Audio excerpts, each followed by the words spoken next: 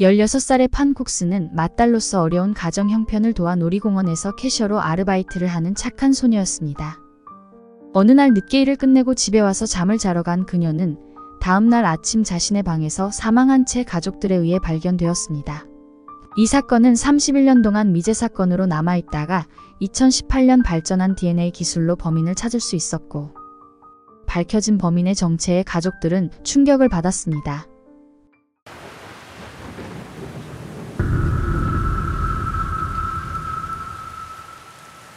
판 콕스는 1973년 3월 24일 캔자스시티에서 태어났습니다. 그녀는 밑으로 2명의 여동생이 있었고 그녀의 가족은 가난했으며 치안이 좋지 않은 주택가에 위치한 작은 2층 집에 살고 있었습니다. 롤러스케이트를 유난히 잘 탔던 판은 수영하는 것과 가족들과 캠핑 가는 것을 무척 좋아했습니다. 맏딸이었던 판은 항상 힘들게 일하는 부모님을 도와 집안일을 맡아서 했으며 어린 동생들을 엄마처럼 돌봤으며 책임감이 강하고 항상 든든한 딸이었습니다. 1989년 16살인 된 판은 조금이나마 살림의 보탬이 되기 위해 집 근처에 있는 놀이공원에서 아르바이트를 했습니다. 판의 집은 가난했기 때문에 그녀는 시간이 되면 항상 돈을 벌기 위해 노력했습니다. 그녀는 놀이공원에서 티켓을 파는 일을 했습니다. 1989년 7월 26일 유난히 무덥고 습한 날이었습니다.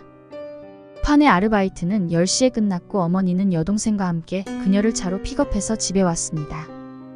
집에 도착한 판은 자기 방이 있는 2층으로 올라가서 바로 잠자리에 들었습니다.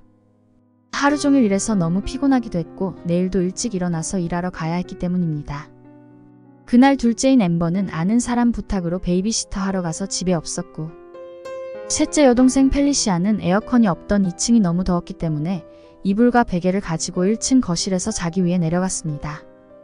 그날 밤은 너무 더웠고 1층만 에어컨이 작동하고 있었습니다. 동생은 내려갔고 부모님 방은 1층에 있었으므로 결국 2층에 판 혼자 잠을 자게 되었습니다. 다음날 아침 9시 부모님과 여동생 펠리시아는 판의 방에서 울리고 있는 알람 소리에 잠에서 깼습니다. 알람은 계속 울렸고 가족들은 판이 일어나서 끄기를 기다렸습니다. 하지만 알람은 계속 울렸고 기다리다 지친 여동생 펠리시아와 어머니는 판을 깨우러 2층 방으로 올라갔고 침대에 누워서 싸늘하게 식어있는 판을 발견했습니다. 그녀의 목에는 파란 멍이 있었고 옷의 일부는 내려가 있었습니다. 그녀의 부모는 즉시 구급차를 불렀습니다. 부검 결과 판은 몹쓸 짓을 당한 후 목이 졸려 사망한 것으로 밝혀졌습니다. 방음이 잘 되지 않는 허름한 작은 집에서 이런 엄청난 일이 벌어졌는데도 불구하고 1층에 켜져 있던 에어컨이 많이 낡았고 시끄러웠기 때문에 부모님과 여동생은 아무 소리도 들을 수 없었습니다. 그날 밤 그들이 유일하게 이상하게 생각했었던 점은 키우고 있는 푸들이 평소보다 많이 짖었다는 것이었습니다. 하지만 가족들은 푸들이 새끼를 베고 있었기 때문에 예민해져서 그러는 줄 알고 무시했습니다. 출동한 경찰은 사건 현장인 판의 방을 수색하였습니다. 뒷마당이 보이는 창문이 열려 있었습니다. 범인은 뒷마당에서 세워져 있던 트레일러를 밟고 올라가 2층 창문으로 침입하였습니다.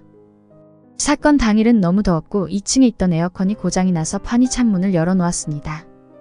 그녀의 방을 샅샅이 수색한 경찰들은 몇 개의 짧은 머리카락과 시트에 묻은 혈, 흔과 정액 자국 등을 발견하였고 이 증거물들을 정밀 분석하기 위해 연구실로 보냈습니다. 라디오와 닌텐도 게임 그리고 스테레오 녹음기를 포함한 몇몇 물건들이 없어진 것을 알아냈습니다. 창문 및 잔디에는 집에서 훔친 여러 가지 물건들이 버려져 있었고 도둑들이 가져가려고 창문을 통해 던져놓고 무슨 이유인지 몰라도 그냥 내버려 두고 간 것처럼 보였습니다. 옷장 안에 있었던 물건들이 밖에 나와 한쪽에 쌓여져 있던 모양새를 보아 강도들이 창문을 통해 들어와서 옷장에 숨어서 가족들이 모두 잠들 때까지 기다렸던 것으로 추정할 수 있었습니다. 경찰은 또 다른 중요한 단서를 발견했습니다. 강도가 떨어뜨리고 간 듯한 오래된 군인 모자가 방에서 발견되었습니다. 인상적인 일련의 증거를 발견했음에도 불구하고 경찰은 용의자들을 특정하지 못했습니다. 문제는 1989년에 DNA 분석 기술이 다소 낙후되어 있었고 그 당시에는 DNA 데이터베이스가 없었습니다.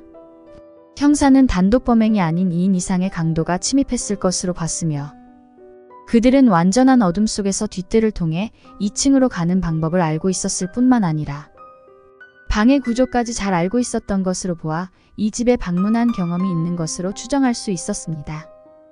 형사들은 주변에 거주하고 있는 사람들을 방문해 목격자를 찾기 위해 나섰지만 쉽지 않았습니다. 판의 집은 빈민촌에 위치하고 있었고 그 지역은 치안이 안 좋기로 유명한 곳이었습니다. 판이 살해된 지 한 달 후 마침내 목격자가 나타났고 3명의 용의자를 지목했습니다. 목격자는 이 사건에 대해 공개되지 않은 자세한 부분까지 알고 있었기 때문에 경찰은 그의 말을 믿을 수밖에 없었습니다.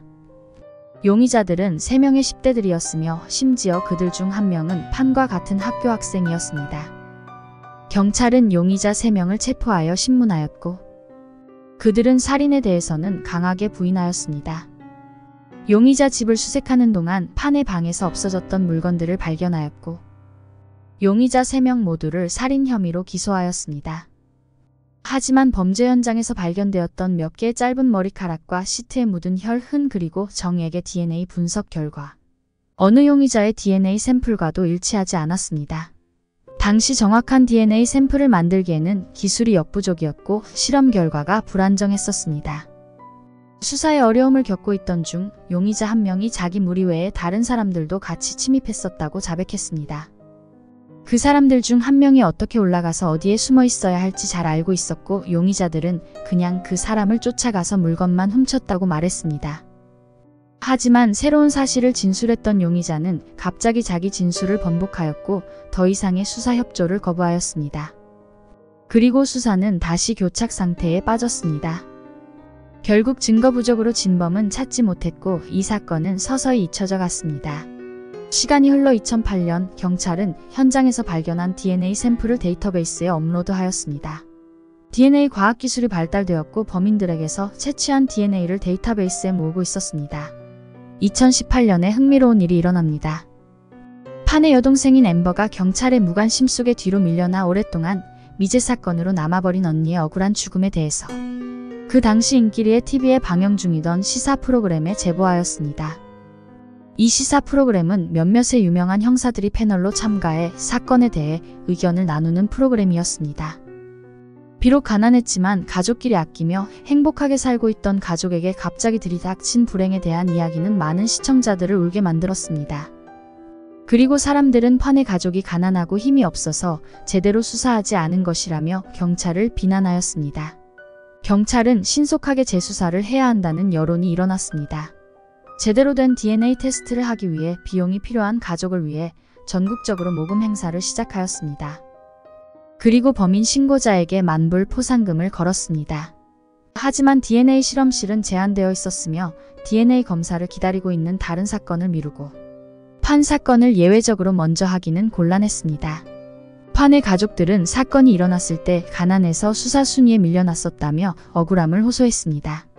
그리고 TV 인터뷰에서 판 동생들은 자기 가족이 만약에 부유했거나 높은 지위에 있었다면 이 사건은 미제 사건으로 남지 않았을 거라고 인터뷰했습니다. 드디어 현장에서 발견된 정액으로 DNA 샘플 대조가 실행되었습니다.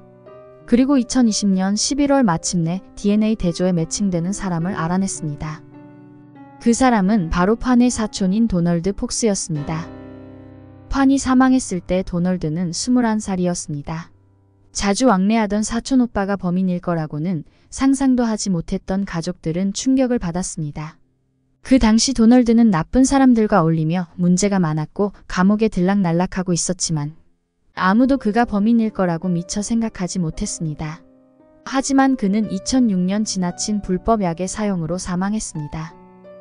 도널드는 사촌 여동생에게 그런 끔찍한 범행을 저지르고도 아무런 처벌을 받지 않고 17년을 살았습니다. 비록 한데 믿었던 친척이 범인이었다는 사실이 밝혀지고 가족들은 충격을 받았지만 31년 동안 가족을 괴롭혔던 질문에 대한 답은 얻을 수 있었습니다. 3명의 용의자는 도널드와 함께 판의 방으로 들어가서 물건만 훔치고 나왔고 도널드만 혼자 남아 범행을 저질렀습니다.